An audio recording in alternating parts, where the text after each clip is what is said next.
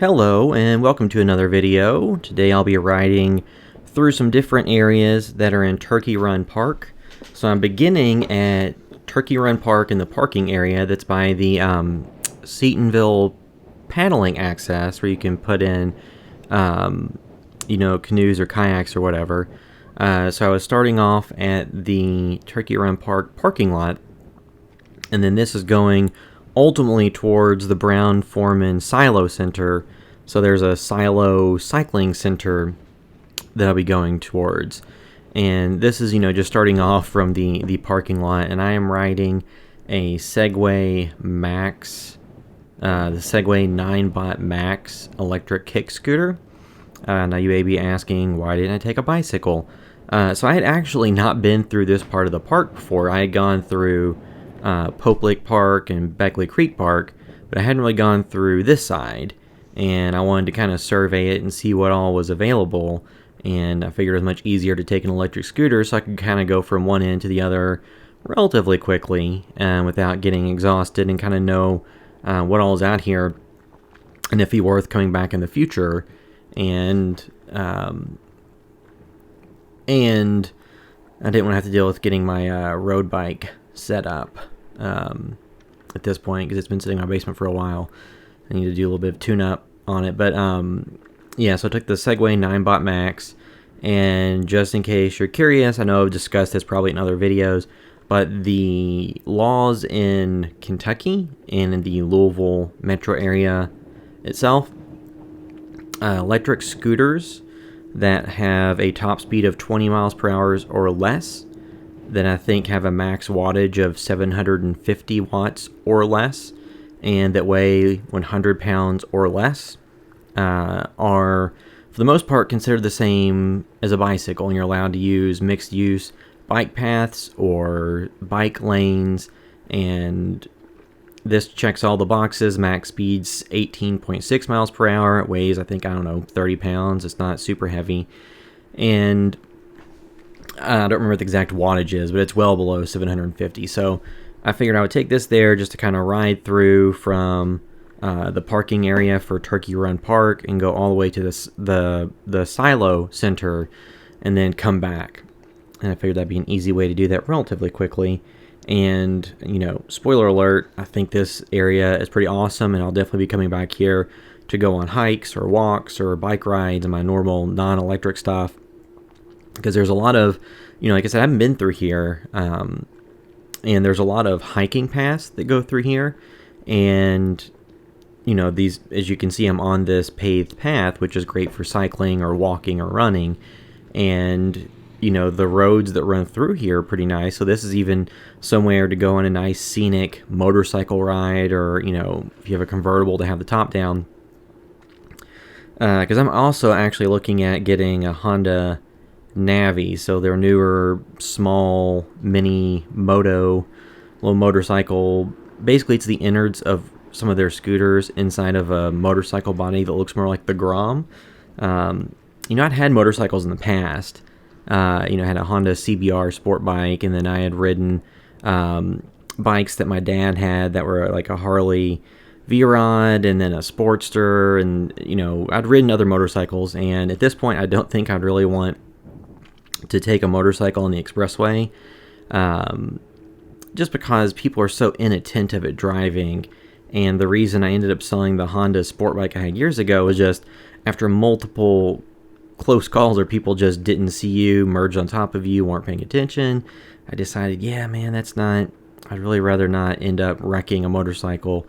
I've had these electric scooters and e-bikes and stuff, so I've kind of gotten back into riding, and some of the e-bikes approximate the experience of riding essentially an electric moped or something. So the Honda Navi, I think the top speed comes out around 50 miles per hour if you have a flat ground in a long time. So not something you would take on the expressway. And, I would probably ride it about the same as I do some of my e-bikes, taking it to kind of back roads and areas where, areas where I'm not going to have to deal with a ton of traffic. And, again, the main thing is I don't take it on the expressway And it's not going to be for my main mode of transportation. It'd just be for fun. So it'd be something I wouldn't ride around as much during rush hour traffic or something like that. Because I remember riding my other motorcycle, the CBR that I had, riding it back and forth to work some. And that was a pretty nerve-wracking experience. Because you're sitting there at a red light or stop and go traffic, and you see somebody approaching from behind you in the rearview mirror. And as they get closer and closer, you just hope that they're going to stop and you don't get smushed between two cars, or you can try to go off on the shoulder or something. But yeah, but like with these smaller bikes, like the Navi or, you know, these e-bikes and stuff, you can ride them, you know, kind of for fun on these kind of, not like, obviously you wouldn't take a motorized gas vehicle on this type of path, but if you take it out to kind of places where there isn't a ton of traffic and there isn't a speed limit over 45, you can have some fun. So I was checking this out area as well to see if it'd be fun to take that little bike on a ride whenever I get that in. So over to the left, that was a path that goes to the Sky Meadow, and I actually go through that here at the end. But I'm going from Turkey Run Park to the Brown-Forman Silo Center, and on the way there, you kind of go through, you know, pretty decent distance that just kind of goes through all these paths. And there are a number of inclines and declines, so you will get, you know, some exercise going up the hills. And, you know, it's just nice because this is part of the Louisville Loop.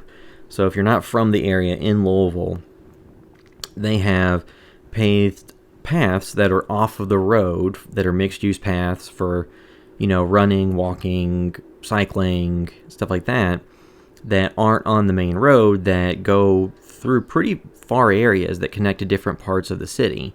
And you can go on those, and the goal eventually was to have it to connect the entire city, where, you know, effectively you could take a loop that would go around the entirety of the city from a bicycle. Now, it's not exactly there. There's some gaps, but it still does have a lot of area covered. And for instance, if you're wanting to go on a pretty long distance ride, you can go, you know, these parks are part of the parklands. You can go from Beckley Creek Park, which is a pretty good distance away, and you can go all the way from Beckley Creek Park through Poplick Park to Turkey Run Park, and then to the Brown-Forman Silo Center. And there are other paths that go other places, and there's Broad Run Park. So, you know, there's a lot of places that connect, and you can route out, if you want to go on a multi-mile run, you can route that out. Because I know a lot of times I've seen in the endless Facebook wars of people complaining about bicycles and cars and things like that, I've seen cyclists complaining that if they want to go do 50 miles of training, 75 miles of training, they don't necessarily want to go to somewhere like, you know, if you're from Louisville, Cherokee Park, where you can do like a, you know, I forget what the loop is, the entire park, let's just say it's roughly 3 miles. They don't want to do that same loop, you know, 25 times. So this is an alternative where you could come out here and you could do, you know, from one end to the other a couple times and get your distance requirements in. Now, the thing to keep in mind, these paths are multi-use, so there's people walking, people pushing strollers, people walking dogs, you know, so you're not going to be able to go in completely unimpeded and get your top speed runs in without having to worry about interacting with pedestrians. And then at times there'll be people that have kids with them on, you know, little kick scooters, you know, non-electric razor style kick scooters.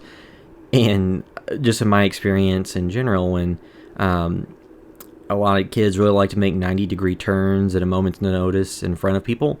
So when you're going through these paths, you know, you do have to be cognizant of what you're doing and not go through at a super high rate of speed. Because even when I was riding through here on this electric kick scooter, again, the top speed is 18.6 miles per hour, and I don't think I really got too close to that top speed at any point through here, because like in here, I mean, it's recording in early March, so a lot of the trees are still relatively bare.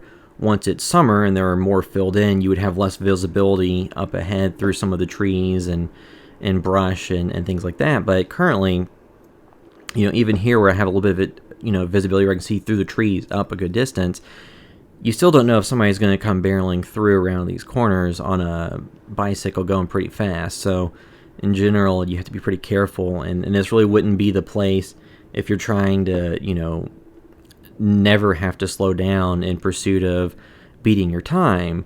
But if you're just wanting to get general exercise in, this would be great. And you may be able to get a little bit more unimpeded, times in if you go in early in the morning. Because here I had gone in, it was right around noon. So not most likely the busiest time of the day, but definitely, not barren.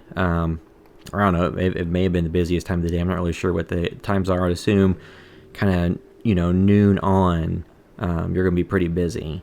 So if you go really early in the morning, then I would assume that's probably the time that the more serious cyclists or runners go through, and you may have a little bit better luck not having to come to a complete stop or something like that. And two, at some of these areas, there will be hiking paths that go through these wooded areas. And it looks like they had ones of differing lengths. None of them, I think, were that strenuous or difficult, because I saw people that had their small children with them going through the trails, so nothing that I think that would fall on the advanced hiking scale. But it seems like, over here to the left, there's a path. But it seems like, kind of a fun place to go. And there's multiple places to park. Now, when it's really busy, you may not be able to find parking at some of the main parking lots. But the area that I took off from was Turkey Run Park. And then by the Sky Meadow and the Sky Dome, there's parking over there as well. There's parking by the Brown-Forman Silo Center. So there's different areas to park.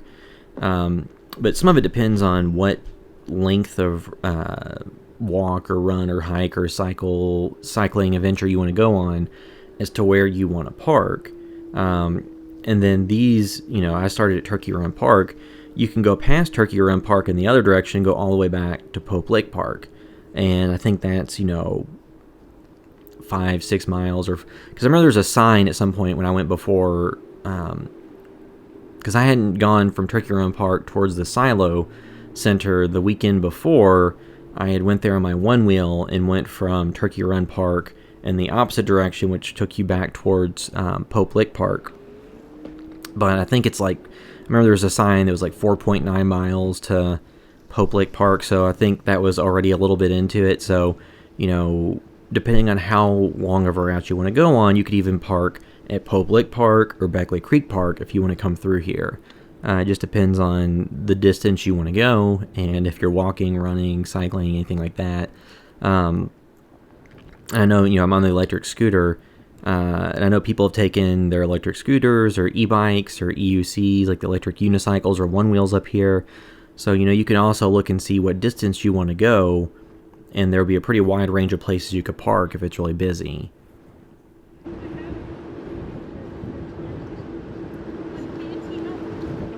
You can get another.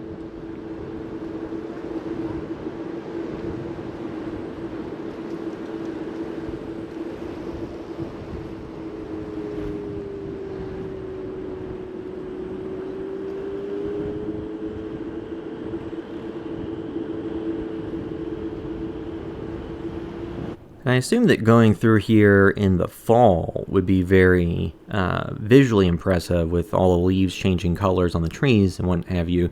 Again, I'm coming here in March, so it's, coming out of winter and going into spring. I believe this day it was relatively warm. It was around 70 degrees at this point in the day, so pretty beautiful day. I was actually wanting to go back the next day, but it rained, so I held that off for a little while. And this is approaching here. I believe this is coming up on the silo, the Brown-Forman Cycling Center silo. So as we come up here on the right, there's a big silo that you can go into. And I was alone with the scooter and didn't really want to leave that unattended for a long period of time. And I forgot to bring a lock or anything. And I didn't want to carry it up there.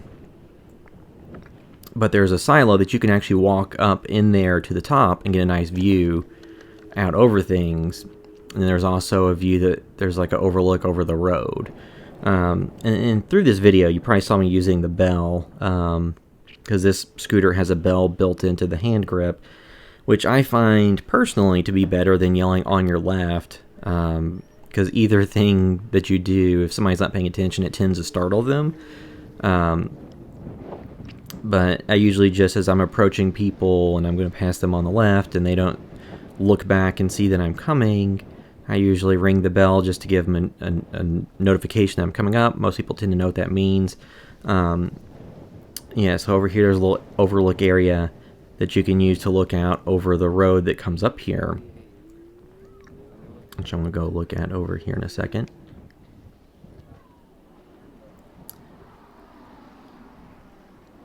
And I was also scouting places when I get that Honda Navi, places I could come to, ride it through and get some cool footage that wouldn't just be, normal city streets. So this might be a cool place to set up a shot. I have to have a wide-angle lens, but, you could get somebody going around this bend.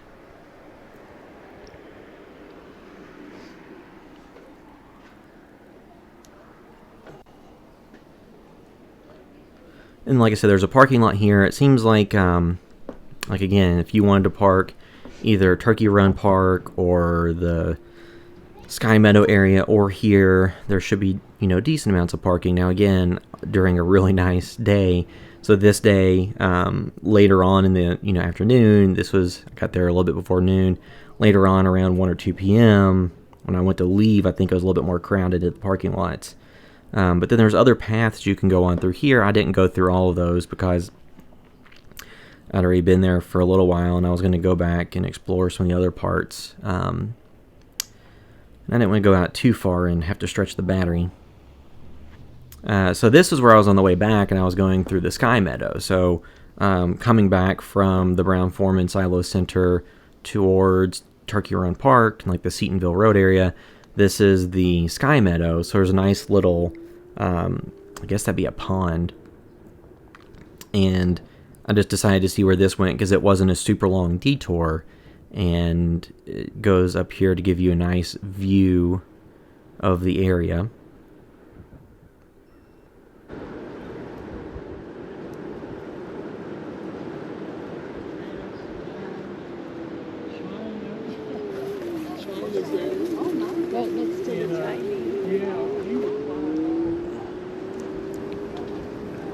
And that group seemed to be having a pretty in-depth conversation about China. Really wasn't sure of the context. And two, this was a very, very windy day. So that's part of the reason I decided to not narrate while I was riding and just record some voiceover later, because I wasn't sure how clean the audio come out with it being so windy. And people tend to look at you kind of weird when you're riding an electric scooter talking to yourself. And in this case, I have a GoPro Hero 10 Black, and it's recording most of this in I think all of this riding footage was in 5.3K, 24 frames per second, full manual settings, but and I have the media mod on, and it was using the rear-facing microphone, and it had the little wind muff thing, so hopefully that got less wind noise than it would have if I just had the GoPro not in any type of case. But I decided it was probably too windy to record the voiceover, and I had it on a snap mount. So that's just where you can buy them on Amazon or from their website at Snap Mounts. There's like basically a lanyard you wear that has a magnetic frame, and then there's a magnetic frame piece that you connect to the GoPro, and then you can put it under. You can put the lanyard portion under a shirt or a t-shirt or jacket or vest or whatever, and then snap the portion that has the GoPro on it on the outside. And that's a way to get this kind of first-person kind of chest-mounted perspective, and it's a little bit less obtrusive than the GoPro chesty mount, which you would wear over your clothes, where everybody can see that you have the chest mount straps. So it's a little bit less obtrusive, and this is a nice view. This is the Sky Dome that is off of the Sky Meadow. And I don't know if you can actually see it, but way over to the left is, I believe that's from the Silo Center. I can't remember if that was or not, but you get a nice view out over the area from the Sky Dome. This area is relatively rural compared to other parts of Louisville, so you get to see nice scenery with trees and You know, there's not a ton of stores and houses. Because you can,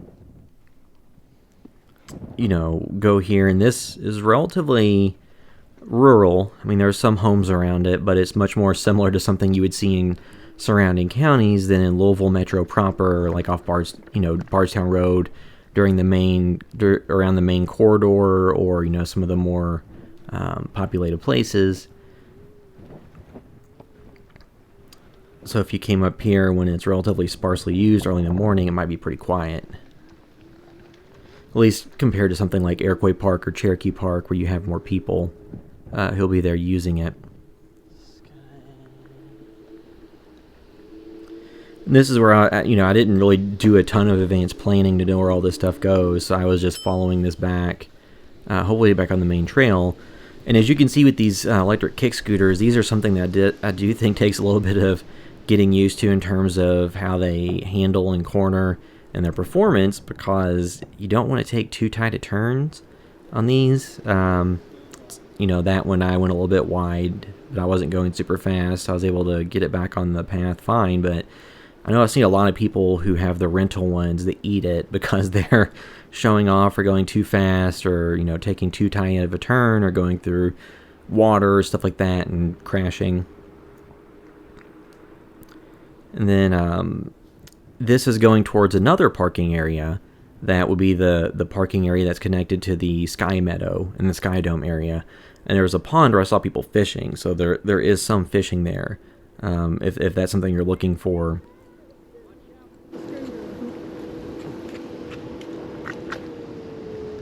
And they have some porta pots spread throughout, and by the parking area at Turkey Run Park where I parked, there were restrooms. So there are some facilities. You don't have to go out in the middle of the woods. And with this being as populated and busy as it is, especially this time of year when the trees are all kind of bare, you would probably be seen by somebody if you're using the restroom, just trying to go off the path.